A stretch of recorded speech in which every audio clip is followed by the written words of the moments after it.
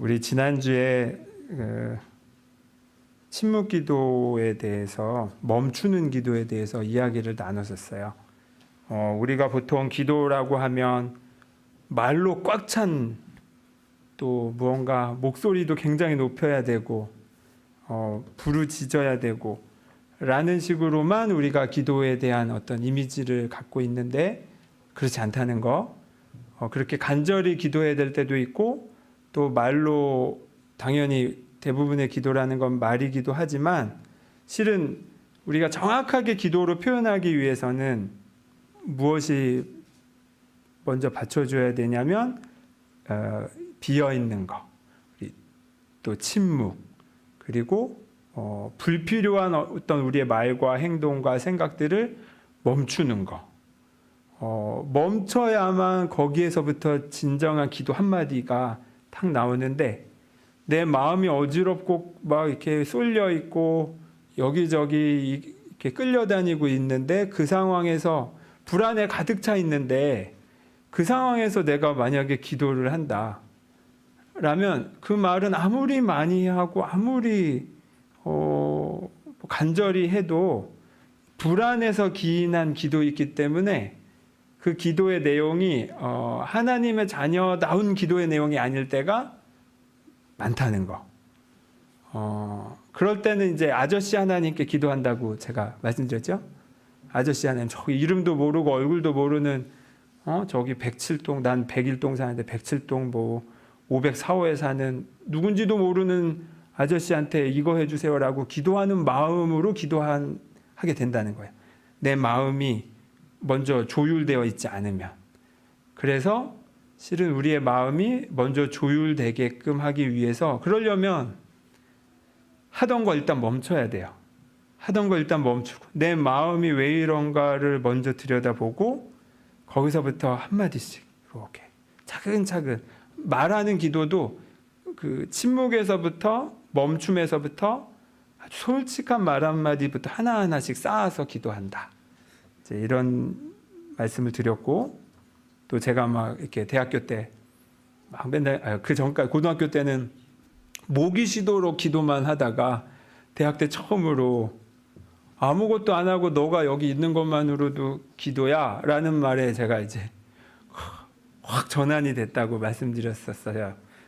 그 뒤로는 그때 그게 저에게 가슴에 다가왔던 이유는, 내가 뭔가 하나님을 설득하거나 막 하나님께 떼써서 나 여기 있어요를 증명하지 않아도 되는구나. 그냥 내가 여기 있는 것만으로도 하나님은 이미 나보다 더 나를 먼저 기다리고 계셨구나 라는 내가 완전히 조건 없이 허용받고 있구나에 대한 그 느낌, 그리고 그것도 기도라는 거, 내가 완전히 허용받고 있구나를 느끼는 순간, 그런 순간 여러분 있으신가요?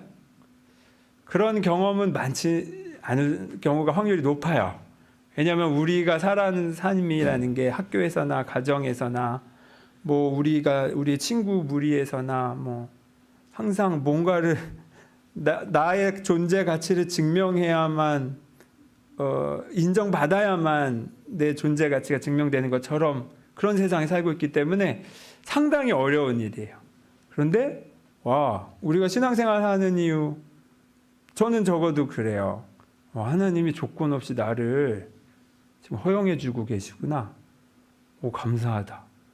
우리 엄마 아빠도 시험 못 봤다고 혼내시는데 우리 하나님은 그러시지 않으구나.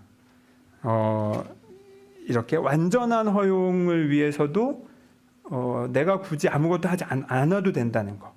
그러니까 침묵해야 한다가 아니라, 그냥 원래는 우리에게 침묵은 멈춘다는 거, 가만히 있는다는 건 원래 우리가 살아가는 삶에 있어서 자연스럽다는 거.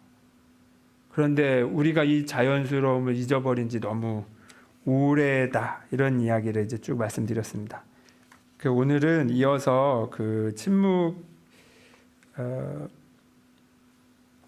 기도가 좀 어려운 이유에 대해서 좀 더 나누려고 해요. 그리고 쉽게, 그 침묵이 쉽게 그냥 들어가게 하는 중간다리로서의 기도, 이거를 오늘 이거 맞아. 저 나름 유튜버지 않습니까? 우리 교회 예배가 유튜브로 송출되고 있으니까 유튜버식에 표현하자면 꿀팁 대방출로 이제 쉬우면서도 그런데 근원적인 우리의 마음을 건드리는 그런 기도. 지난 수요일에는 향신 기도라는 걸 했었고 그 향신 기도는 요거예요. 그냥 자꾸 침묵으로 돌아가는 건데 뭐냐면 내 생각이 막 딴 데가 있다. 그럼 그걸 알아차렸다. 알아차리자마자 내가 정한 단어 하나, 짧은 한 음절의 단어. 예를 들면 저는 뭐 성령, 뭐 사랑, 뭐 평화, 뭐 이런 거 아무거나 자기가 정한 단어를 말하고 돌아오고 다시 멈추고 또 막 저런 생각이 갔다가 알아차리면 그 단어를 말하고 돌아오고 이거를 그냥 하는 거예요. 이것도 기도예요. 아무것도 하지 않는 거를 돕는 기도. 근데 아무것도 하지 않는 게 어렵죠.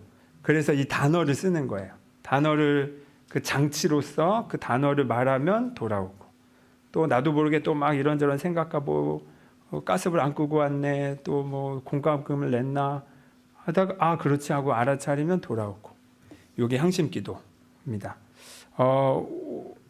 네, 오늘 조금 더 침묵의 어려움에 대해서 이야기를 하면 그래요. 침묵 자체가 일단은 어렵죠.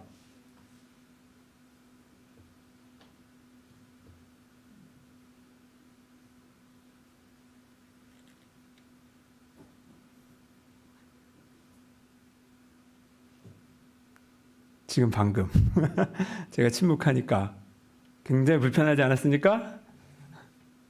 이런 거 이게 왜 불편해야 될까? 침묵이라는 게 그런데 또 동시에 제가 침묵하니까 저를 쫙 보시네요. 물론 말하다가 멈추니까 달라져서 본 것도 있지만 실은 침묵은 오히려 집중하게 하는 힘도 있어요. 그런데 동시에 익숙하지 않기 때문에 굉장히 불편해한다. 그리고 더 나아가서 이 불편감은 어떤 면에서는 약간 좀 두려움과 공포로까지도 이어질 때가 있어요. 이 얘기는 조금 이따 하고 그리고 침묵 자체라는 게 어렵다는 거. 그리고 또 두 번째 우리가 침묵이 익숙하지 않는 이유는 아니 이게 무슨 기도야? 라는 것 때문에 그래요. 침묵한다면 하나님이 뭐 어떻게 아셔? 내가 기도를 안 하면 가만히 있는 게 무슨 기도야? 라고 생각할 수 있는데 그 이제 답이 오늘 읽은 로마서 8장 9절이에요. 제가 다시 한번 읽어드릴게요. 8장 26절 27절 한번 들어보세요. 이와 같이 성령도 우리의 연약함을 도우시나니 우리는 마땅히 기도할 바를 알지 못하나 오직 성령이 말할 수 없는 탄식으로 우리를 위하여 친히 간구하시느니라. 마음을 살피시는 이가 성령의 생각을 아시나니 이는 성령이 하나님의 뜻대로 성도를 위하여 간구하심이니라. 무슨 말이냐? 우리 기독교에서는 성부, 성자, 성령 얘기하잖아요. 보통 성부 하나님은 이제 창조주 하나님을 말하고 성자 하나님은 2000년 전에 이스라엘에 오신 그 예수라는 분을 이제 성자 하나님이라고 표현하고 성령 하나님은 그냥 이런 시공과 상관없이 늘 우리 안에 어떤 영으로 성령 거룩한 영이거든요. 그냥 보이지 않는데 그 하나님의 그 무언가를 하나님과 우리 사이에서 그 어떤 연결이 되어 주시는 분이라고 생각하시면 간단히 말씀드리면 그렇습니다. 근데 이 성령께서 우리를 대신해서 우리가 무슨 기도를 해야 될지 몰라 하니까 우리를 대신해서 간구하여 주신다 이렇게 표현해요. 그리고 28절에 그의 뜻대로 27절에 하나님의 뜻대로 성도를 위하여 간구하신다. 하나님의 뜻대로 간구하신다. 우리는 간구할 수 있죠. 하나님, 저 이제 취업 앞두고 시험 보고 있는데 붙게 해주세요. 뭐 예를 들면 뭐가 있을까? 사법고시 붙게 해주세요. 라고 간절히 해야 돼. 근데 그게 하나님의 뜻인가? 일 수도 있고 아닐 수도 있어요. 만약에 나는 법 쪽에 아무 관심도 없고 부모님에게 등 떠밀려서 사법고시 보는 거라면 실은 내 저 마음에는 예를 들면 뭐 음악가에 그 하나님이 주신 달란트는 음악가인데 부모님이 이렇게 푸시해가지고 내가 만약에 사법고시 시험 준비하고 있다. 그걸 기도한다.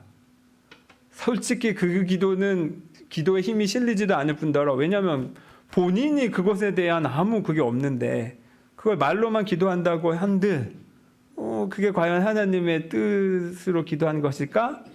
의문이죠.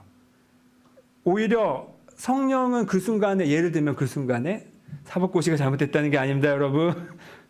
그냥 내 진짜 속마음은 모른 채 그 남의 인생 대신 살아주는 식의 그게 내 인생인 줄 알고 사는 만약에 그런 기도를 한다면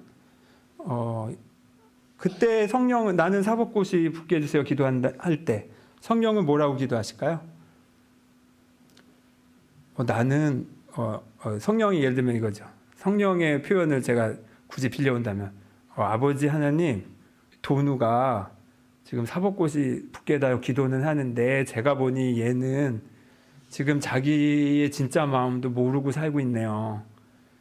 그래서 저렇게 막 효율도 안 떨어지고 저렇게 막 뭐 더 우울감만 심해지고 그런데 그걸 본인이 인정하려 들지도 않네요.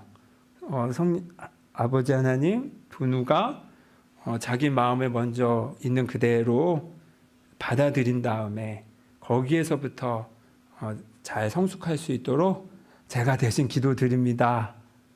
라고 성령이 기도해 주신다는 거예요. 예를 들면 그래서 제가 아까 말씀드렸듯이 우리가 하는 기도들이 정확하지 않을 수 있다. 그냥 그게 내 욕심일 수도 있다. 심지어 신앙의 이름으로 포장이 돼 있음에도 불구하고 이거는 하나님의 일이야. 그래서 이건 돼야 돼 라고 강구하는 일조차도 베드로처럼 예수님이 나 이제 고난받고 죽는다고 할 때 그러시면 안 되죠 하면서 예수님 앞길 막는 난 열심히 기도한 게 오히려 하나님의 뜻을 거스르는 막는 기도일지도 모른다. 그러니까 먼저 침묵을 해야 되는데 그 침묵하는 게 기도 안 하는 게 아니라 오히려 더 정확한 기도를 할 수 있게끔 도와주는 지름길이기도 하고 동시에 내가 심지어 어떻게 기도해야 될지 모를 때는 누가 대신 기도한다고 그랬죠? 성령께서. 이게 너무 저는 지난주에는 지난주 너희는 가만히 있어 주가 하나님 대 말지어다 이 구절이 있는 게 너무 성경에 이런 구절이 있다는 게 난 너무 감사하다라고 말씀드렸는데 오늘 이 구절도 마찬가지예요. 와, 내가 정확하게 기도를 안 해도 괜찮구나. 왜? 나보다 더 나를 잘 알고 계시는 성령께서 나를 대신에 간구해 주신다니까. 오케이.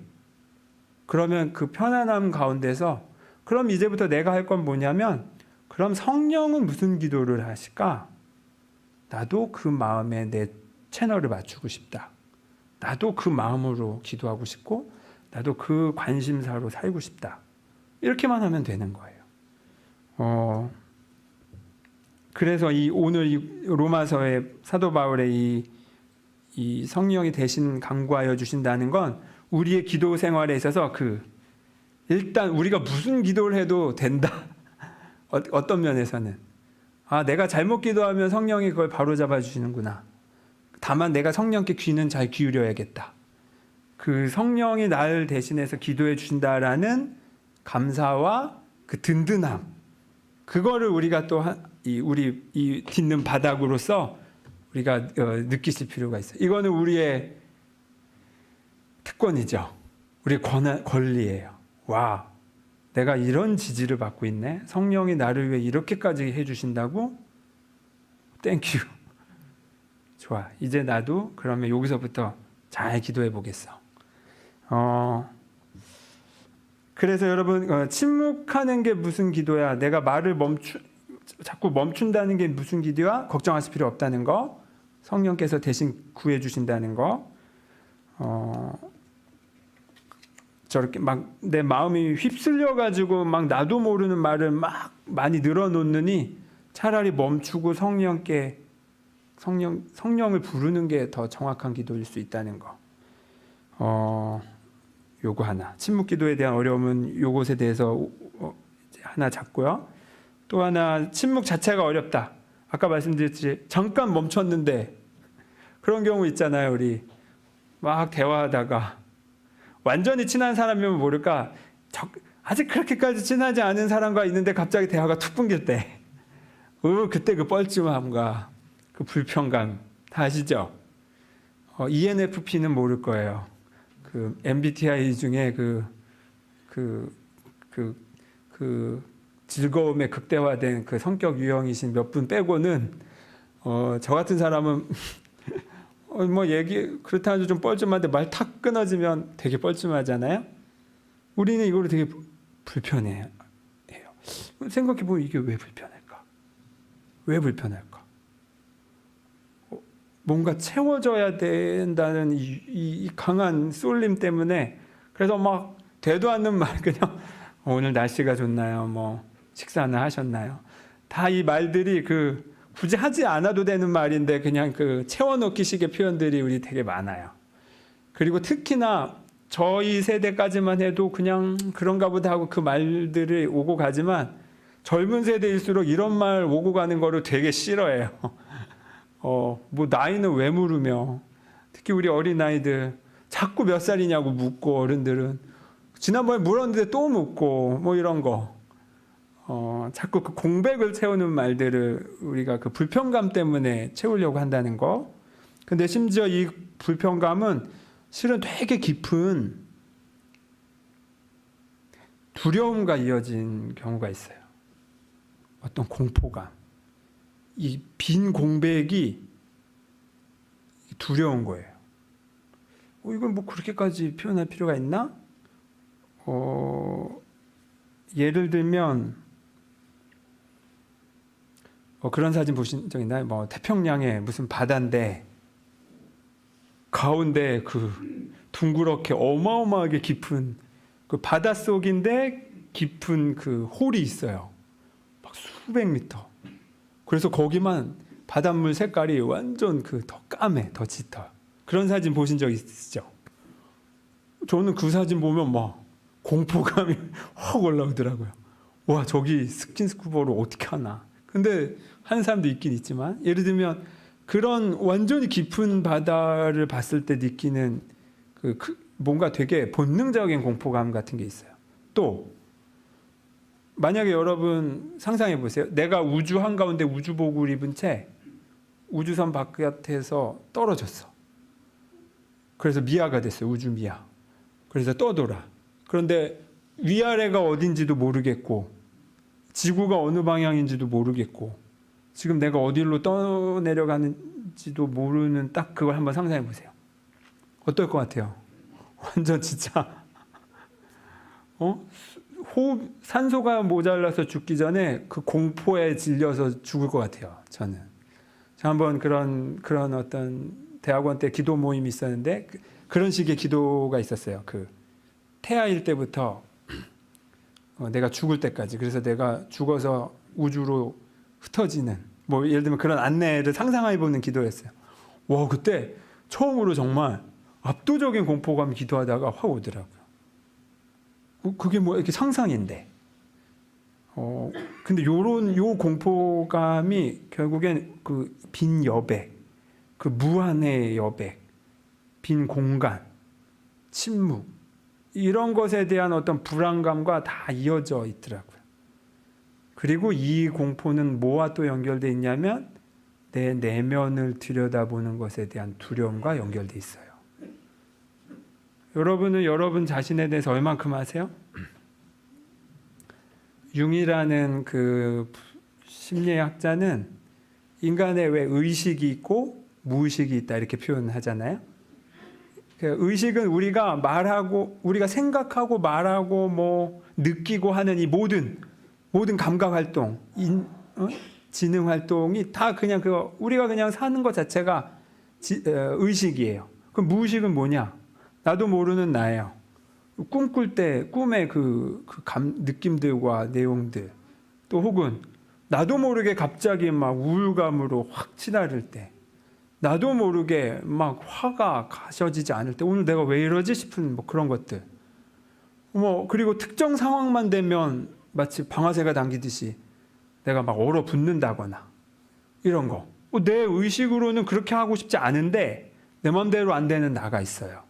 그걸 보통 무의식이라고 하는데, 이 대충 뭐 딱 잘라 말할 수 없지만 이렇게까지 표현하더라고요. 의식은 우리 인간에 있어서 무의식과 비교해서 몇 퍼센트 될까? 대략 5%보다 적은 것처럼 이야기하더라고요. 그러니까 우리가 살고 있는 우리의 이 24시간이 나란 존재의 5% 가지고 살고 있다는 거예요. 내가 모르는 나가 95%. 그리고 이 95%가 결국 우리가 어떻게 느끼고 있냐면 아까 말씀드렸던 그 바다의 싱크홀처럼 그 시꺼먼 바다. 너무 깊어서 너무 두려워서 들어가고 싶지 않은 그렇게 보통 무의식을 우리가 대해요. 그래서 화들짝 놀래서 도망가게 돼요. 막 피하게 되고. 그런데 하나님은 어디에 계시냐 하면 어디에 계실까요? 바로 거기 계세요. 내가 두려워하는 바로 거기. 그래서 우리 지난 주기도문 때 예수님이 말씀하셨던, 너희는 기도할 때 골방에 들어가서 너의 문을 닫고 은밀한 중에 계신 너희 하나님께 기도해라.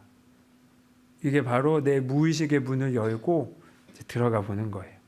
그리고 침묵이 무엇을 돕느냐 하면 이 무의식으로의 내가 인정하고 싶지 않고 보고 싶어 하지 않았던 나를 이렇게 보게끔 해주는 아주 클리어하고 효율적이고 직접적인 기도의 방법이기도 해요. 입구예요, 입구. 침묵이. 멈추는 거. 아까 말했듯이 우리 잠깐 제가 말 멈췄더니 느껴지는 그 불편감, 그게 바로 내 무의식의 그 불편감이 드러난 거였어요. 근데 이유는 몰라. 이게 왜 불편한지. 이런 거. 사소하게는 이런 것도 다 우리가 무의식의 그 영향. 그래서 이게 싫어서 빨리 말 한마디 하거나, 아니면 우린 집에서 어떻게 합니까? 계속 TV 틀어놓고, 또 요즘엔 유튜브가 있네, 헤드폰. 예전에 TV 그만 보라고 우리 아버지가 저한테 그렇게 혼을 내시더니 지금은 우리 아버지가 이제 유튜브 보시다가 잠드세요. 그것도 소리는 또 왜 그렇게 크게 하시나. 그리고 또 빈 공백을 견디질 못해서 음악을 틀어놓거나. 여러분, 음악 자체가 잘못됐다는 게 아니고, TV 자체가 잘못됐다는 게 아니고, 유튜브 자체가 잘못됐다는 게 아니에요. 중요한 건 내가 내 빈 공백과 내 침묵을 견디지 못하는 것을 자꾸 회피하는 게 그게 핵심입니다. 그것을 이제 우리는 한번 멈춰볼 필요가 있어요. 그리고 그때 무슨 일이 일어나는가. 저도 뭐 정신 안 차리면 밥 먹으면서 그냥 뭐 이렇게 핸드폰 보고 있고 그래요. 그러다가 근데 이게 무슨 맛인지도 모르고 먹어. 한번 잠깐 멈추고 밥만 먹어보는 거. 이거 오히려 이런 게 더 힘들죠? 잠깐 멈춰볼 때 우리가 그동안 보이지 않았던 게 이제 막 보이고, 경험해보지 않았던 게 막 경험하게 돼요. 마치 차만 타고 다니다가 어느 날 차 고장나서 잠깐 걸어 다녔는데, 아니 우리 동네에 이런 데가 있었나? 아니 우리 가까이 이런 예쁜 꽃들이 있었네? 이런 게 보이듯이, 또 침묵은 우리가 그동안 알아차리지 못했던 내 곁에 가까이 있는 것들의 가치를 또 보게 해주기도 합니다. 제가 지난번에 침묵의 내용에 대해서 말씀드린 적이 있어요. 우리는 침묵할 때 불필요한 말을 멈추고, 불필요한 행동을 멈추고 불필요한 생각을 멈춘다 라고 말씀을 드렸어요.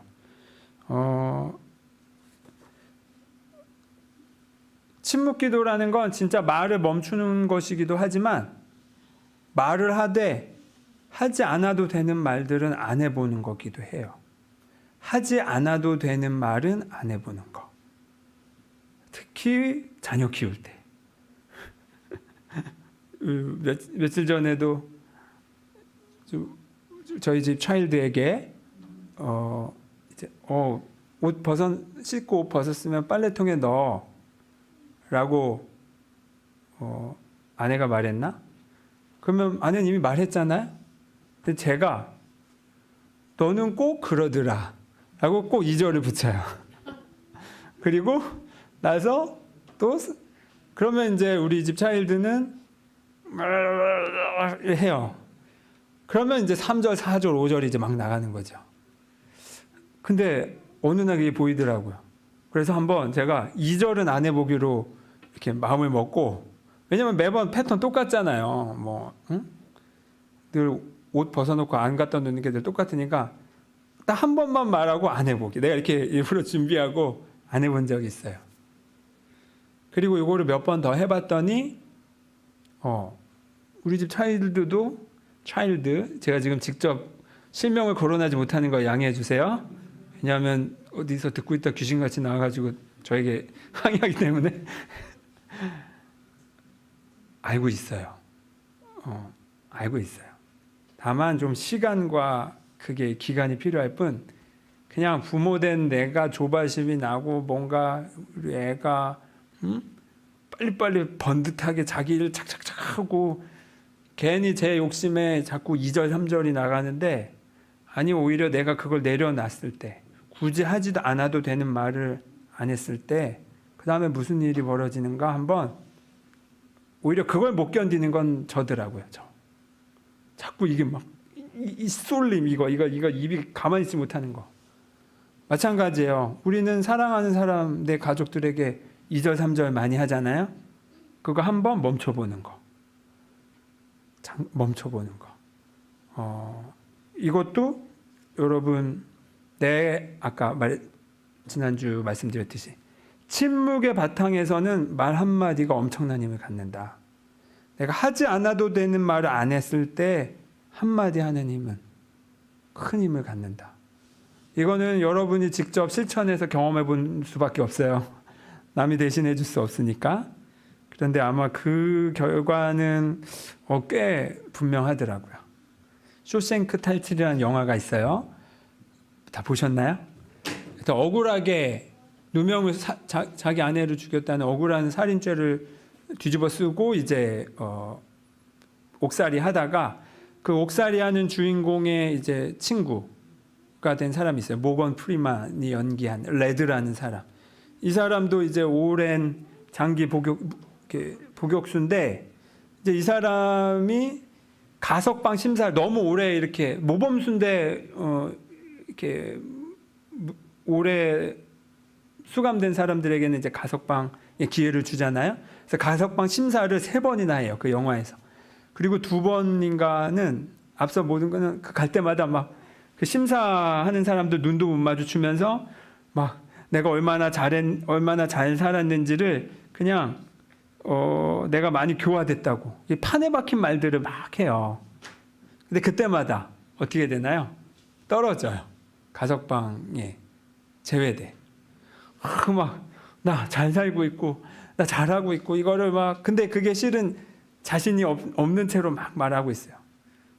판에 박힌 말을 한 거죠. 그리고 눈치만 보게 되고, 그런데 이제 주인공과 이제 오랜 교감과, 이 주인공은 결국 탈출해 버리잖아요. 그리고 자기를 피해를 입었던 사람들에게 빅엿을 다 날리고, 그 다음에 그렇게 사는 삶을 보고 자기도 이제 어떤 자기 자신의 삶을 되찾은 거예요. 그 감옥 안에서지만. 그리고 마지막 가석방 심사 때 어떻게 나냐면 적반하장으로 나와서 내가 막 오히려 정반대로 잘 보이려고 하는 게 아니라 막 얘기하더라. 처음으로 자기 있는 말을 솔직하게 막 쏟아내요.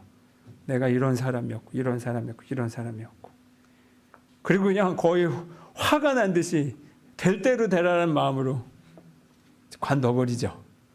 그리고 나서 그 심사에서 통과가 돼서 나와요. 그 굉장히 당혹스러운 얼굴로 그 교도소 밖을 나가요. 왜냐하면 내가 그렸던 게 이게 아니었는데 나는 당연히 또 통과 안 될 줄 알고 그렇게 쏟아냈던 건데 오히려 그때 받아들여졌어요. 이때 저는 이 레드라는 사람도 침묵했다고 봐요. 무슨 침묵?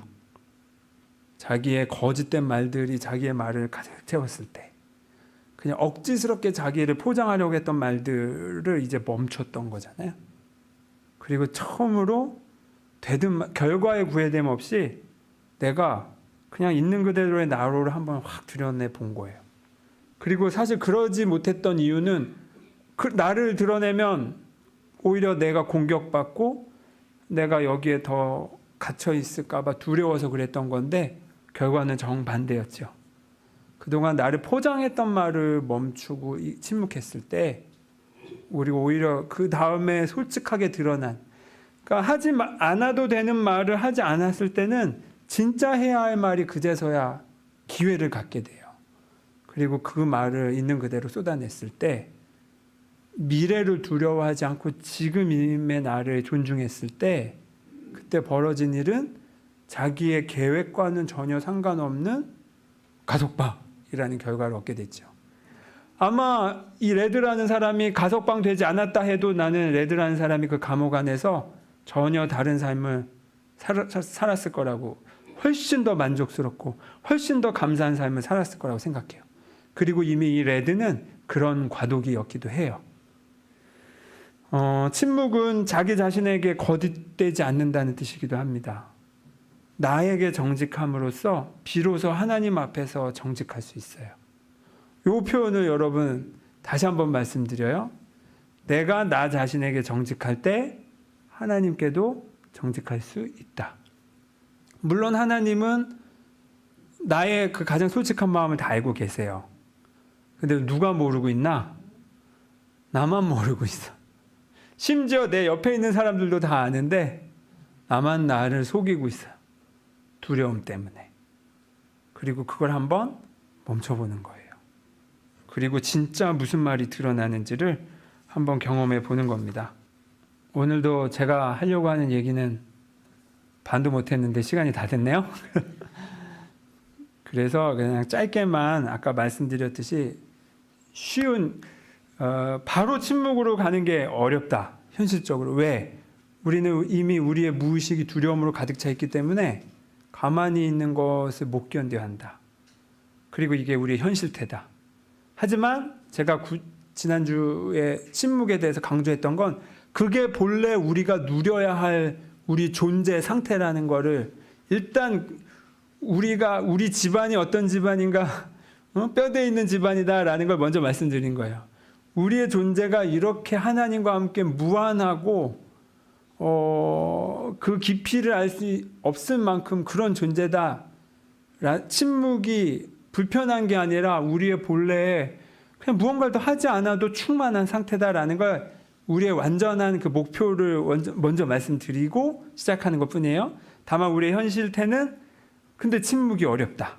자, 그럼 이제 어떻게 해야 될까? 그 중간다리로서 오늘 요에서 말씀입니다. 뭐라고 요에서에 되어 있냐면 하나님의 이름이라고 표현되어 있어요. 누구든지 여호와의 이름을 부르는 자는 구원을 얻으리니.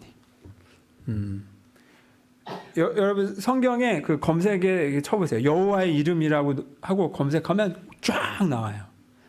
여호와의 이름을 부르는 거, 여호와의 이름에 거하는 거, 뭐 이런 표현들이 무지개 쫙 나와요. 기도, 제가 그래서 여러분께 드리는 이제 노하우예요. 꿀팁. 어떻게 기도해야 될지 모를 때는 하나님의 이름만 부르세요. 그리고 이게 오히려 정직하지 못한 말들로 화려한 언변으로 기도를 가득 채우느니 그냥 아버지, 하나님, 주님, 그냥 이렇게 부르는 이것만 계속 주님, 주님, 주님 1시간 내내 이렇게 하다가 예수님의 이름으로 기도드립니다. 아멘 하고 일어나셔도 된다는 거. 그게 오히려 내가 엉뚱한 말들로 채워놓지 않고 그냥 하나님께 계속 하나님의 이름을 부르는 그 자체로 우리는 초점 맞추게 되잖아요. 채널이 맞춰진 거예요, 지금 하나님께. 아버지. 근데 성경에 우리는 당연한 듯이 생각하지만 여기서 제가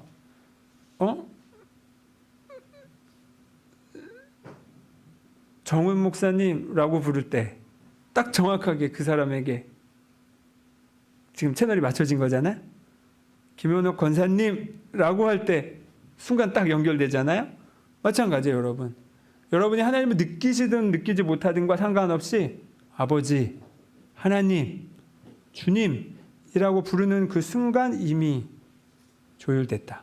하나님이 나에게 들어볼까가 아니에요. 하나님은 이미 내 골방에 계세요. 채널을 못 맞추고 있는 건 나라는 거.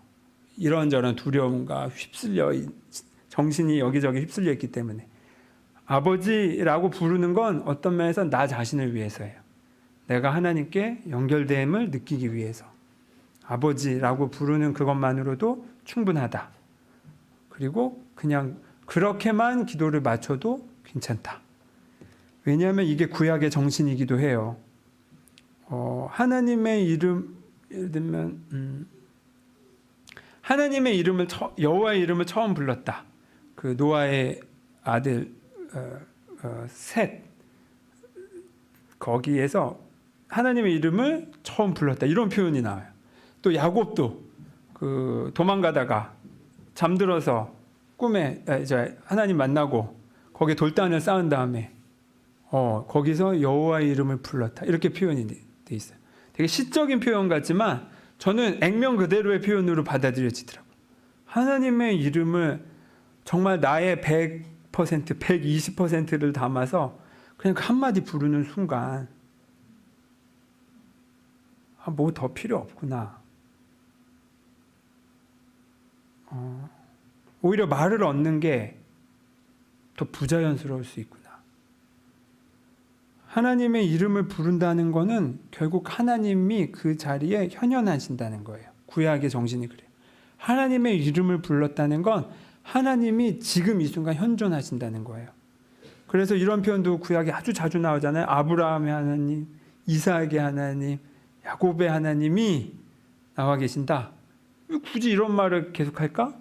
아브라함에게 현현하셨던 하나님, 이삭에게 현현하셨던 하나님, 야곱에게 현현하셨던 하나님이 와, 지금 나와도 여기 계시는구나.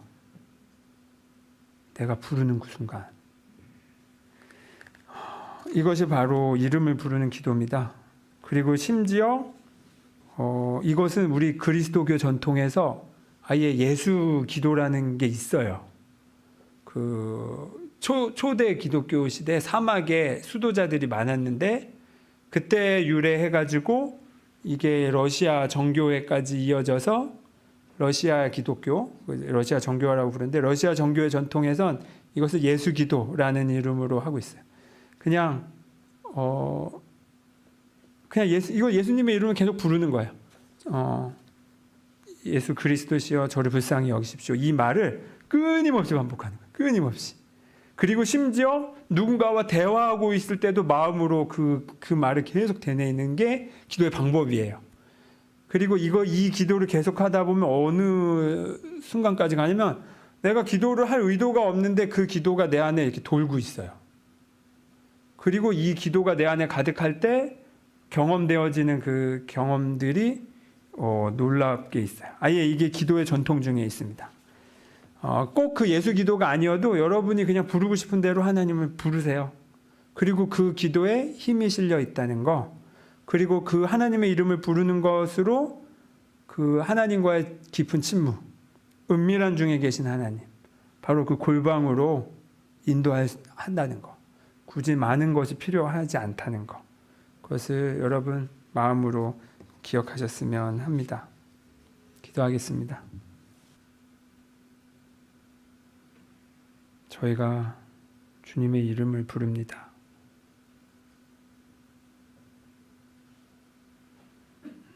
다른 무엇과 구분하기 위한 호칭으로서가 아니라 내 전 존재를 열고 주님의 이름을 부릅니다.